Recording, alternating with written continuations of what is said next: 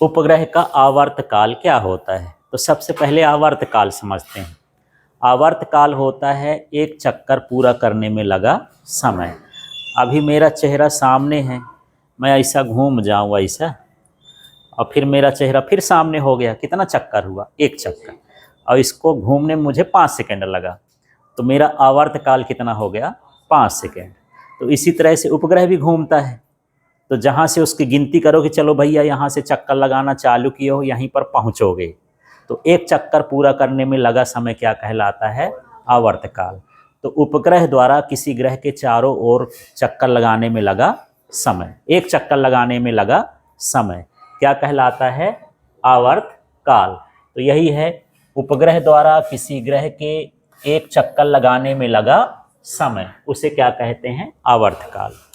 आवर्तकाल को दर्शाते हैं टी से। किससे दर्शाते हैं? टी, बड़का टी, कैपिटल टी से। ठीक, इतना परिभाषा लिख देना है। और इस रेसिपी के हिसाब से इसका व्यंजक निकालने कि भैया ये घूम रहा है तो कितना टाइम लगेगा, एक चक्कर पूरा करने में कितना टाइम लगेगा, हमको पता करना है। तो सबसे पहले हम क्या करेंगे? परिभाषा तो लिख लिए। इसके बाद यहाँ पर ये चित्र जो बनाए हो, चित्र के बारे में लिखना है, भूल जाते हो, ठीक, मत भूलना। तो जैसा पिछली बार लिखे थे वैसे बोलो। तो माना पृथ्वी का द्रव्यमान m, उसकी त्रिज्या r है, h ऊंचाई पर एक पिंड है, माने उपग्रह है। h ऊंचाई पर क्या है? उपग्रह। उपग्रह का द्रव्यमान कितना है? m है, और उसका कक्षीय वेग या कक्षीय चाल कितना है? v_o है। बस इतना तो लिख देना, जो इसमें दिख रहा है उसी को लिखना है। ठीक है। अब इतना लिखने के बाद यहाँ लिखोगे आवर्तकाल, हिंदी से लिख देना आवर्तकाल बराबर। तो आवर्तकाल बराबर क्या है? T बराबर 2πr अपॉन में क्या है? v0। तो यहाँ पर ये कैसे आ गया? कुछ भी आ जाता है। समय बराबर चाल बराबर क्या होता है? दूरी बटे समय। तो समय बराबर क्या होगा? दूरी बटे चाल। ठीक है, समय बराबर क्या हो जाएगा? दूरी बटे चाल। तो मान लो ये यहाँ से चलना चालू किया, ऐसे ऐसे ऐसे ऐसे करके, यहाँ r बराबर ये भी लिख देता हूँ r प्लस h, ये एक चक्कर यहाँ तक पूरा लगाया, तो कितना दूरी तय किया? ये वृत्त की क्या कहलाएगी? परिधि। परिधि के बराबर है ना करेगा। यहाँ से चक्कर लगाना चालू करता है तो वृत्त की किसके बराबर हो गई? परिधि। तो दूरी कितनी हो गई? परिधि के बराबर। तो दूरी बराबर क्या हो गया? 2πr, माने परिधि। वृत्त की परिधि का सूत्र क्या होता है? 2πr। और चाल क्या है? v_o। अभी बताया, आप भी बताए, मैं पूछा तो कि यहाँ पर समय बराबर क्या होता है? दूरी बटे चाल। ठीक है, उसी सूत्र का मैं यहाँ पर उपयोग किया हूँ। क्या? समय बराबर क्या? दूरी बटे चाल। ठीक है ना। तो यहाँ पर समय को हम क्या लिख दिए हैं? Capital T. दूरी को लिख दिए हैं जो एक चक्कर लगाने में दूरी लगेगी 2πr, और चाल कितनी थी? v_o। ठीक, ये लाइन क्लियर हो गई। तो ये स्टेप हम यहाँ पहुँच गए। अगला देखो, अभी जो है ये v_o का मान इसमें रख देंगे हम, है ना। अगले स्टेप में देखो, t बराबर 2πr, है ना। यहाँ क्या लिखा है? v_o। और v_o का मान कितना है? अभी निकाले हो ना, कक्षीय वेग। तो यहाँ पर मैं साइड में लिख देता हूँ v_o बराबर √gm/r, ये हो गया। ठीक है, तो इस तरह से यहाँ पर ये v_o का मान हो गया। यहाँ पर v_o का मान इस तरह से लिख देता हूँ, क्या हो गया?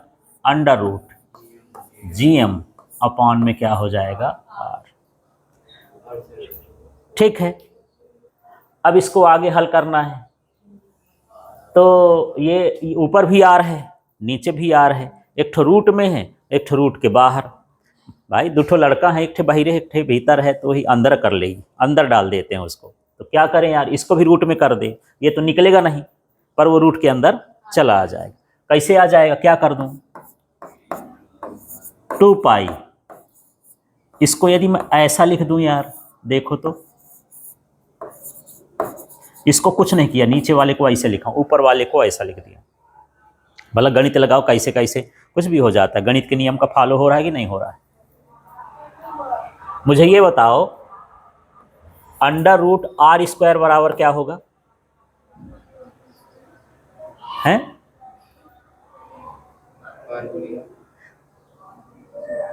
आर भरना होगा। मैं अंडर रूट 4 का स्क्वायर बोलूं तो क्या लिखोगे? 2 लिखोगे। भाई ये अंडर रूट 4 का स्क्वायर मतलब 4 गुणे 4 तो आ है, तो क्या निकलेगा? 4 निकलेगा।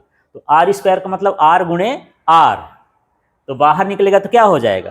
आर। तो आर का मान बताओ कितना है? अब स्मॉल आर का मान क्या है? Under root r square. समझ में आया? तो यहाँ क्या लिखा है?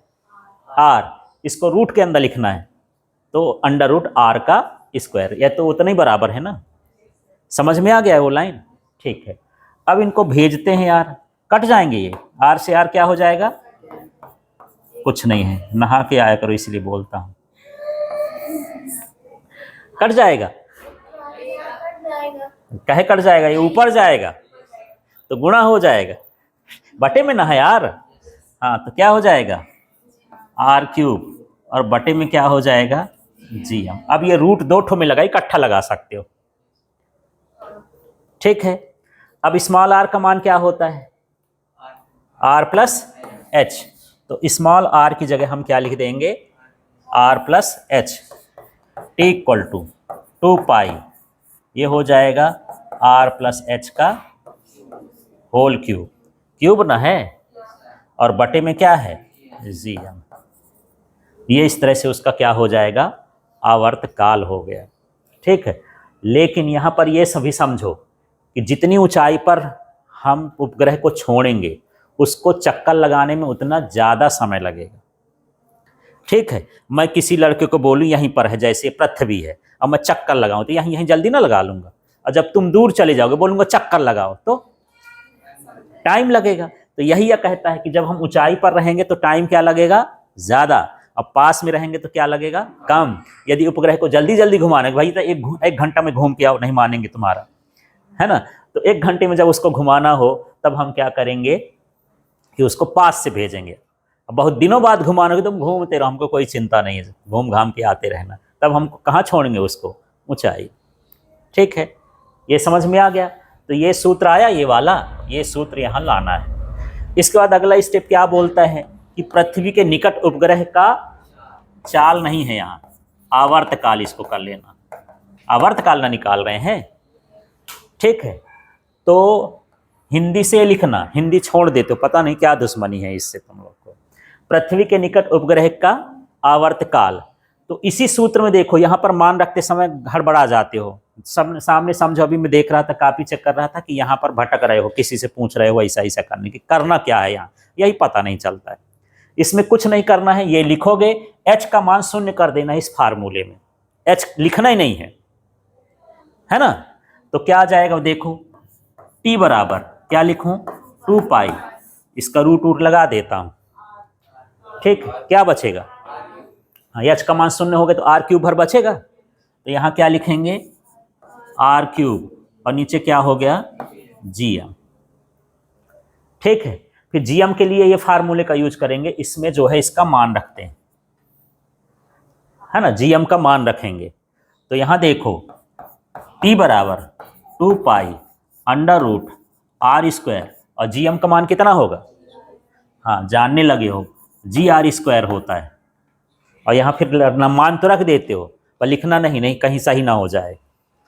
ठीक है, नंबर ज़्यादा मिल जाएगा तो कहाँ संभालोगे, तुम्हारे यहाँ फैक्ट्री नहीं है नंबर रखने के लिए।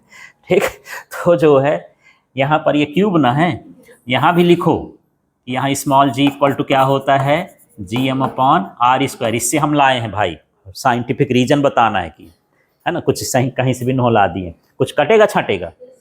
ऊपर वाला आर पूरा कट जाएगा,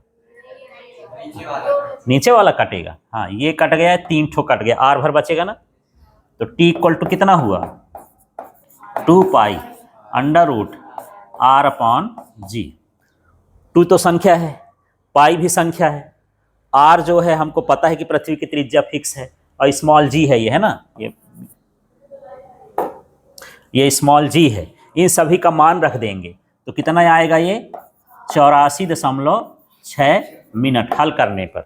माने तुम यहीं से खड़े खड़े एक पत्थर को फेंक दो किस स्पीड से, जो पिछली बार आई थी 8 किलोमीटर प्रति सेकंड की स्पीड से, तो एक चक्कर लगा करके वो तुम्हारे पास कितनी देर में आएगा, 84.6 मिनट में एक चक्कर पूरा कर लेगा। लेकिन आप ऊपर चले जाओगे तो यही टाइम क्या हो जाएगा, बढ़ जाएगा। ठीक है ना, 24 घंटे भी हो सकता है, 10 घंटे भी हो सकता है, 8 घंटे भी हो सकता है। जैसे जैसे ऊंचा चलते जाओगे वैसे वैसे उसका आवर्तकाल का मान क्या हो जाएगा,